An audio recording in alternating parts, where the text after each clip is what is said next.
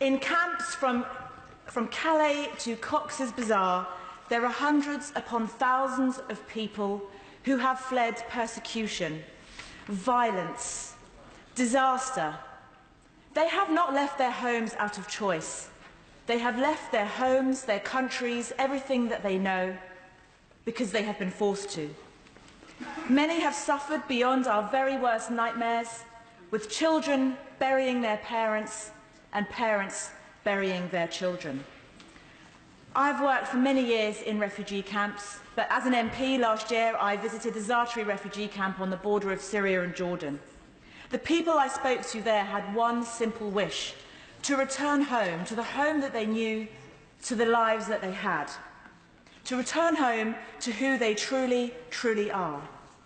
And so, when the Bangladesh and Myanmar governments say that plans are in place to return the Rohingya back to Myanmar, it may sound like the first move to returning peace to the country. But we in the UK must be very clear that it is not. Forcibly repatriating the Rohingya to Myanmar would be tantamount to sending them back to their deaths. Who will ensure their protection? The very military who kill their babies, tortured their menfolk, and who have systematically raped the women. The military who force parents to make the decision whether to go and rescue their children from burning fires or to run and flee with the ones that were still alive. We cannot once again turn a blind eye to human suffering, to people living in an apartheid state where citizenship is unattainable and where religious persecution has long been the status quo. And so the challenge to the international community and to us is clear. How do we create the conditions, not just for the Rohingya, but for all stateless and persecuted minorities to rebuild their homes without fear of persecution? This country's response to that challenge goes to the very essence of who we are as people. I believe, I know in fact, that British people are kind, courageous, brave and compassionate. Our government should be acting to live up to that idea of what is the very best of Britain.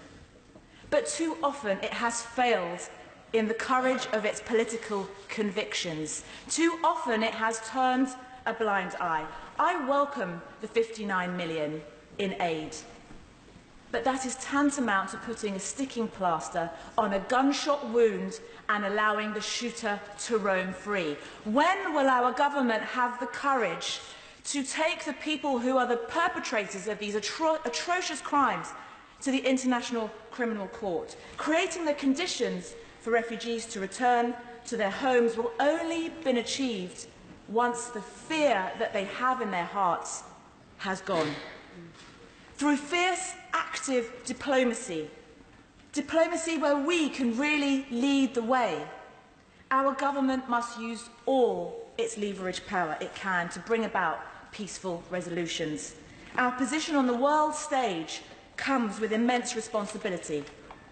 And so I hope that my honourable friends across the House today will join me in calling for this government to take a much more active role in bringing the international community together to provide those fleeing war, those faced with danger, and those suffering in squalid camps not fit for the inhabitation of insects across the world, the dignity and humanity that they deserve.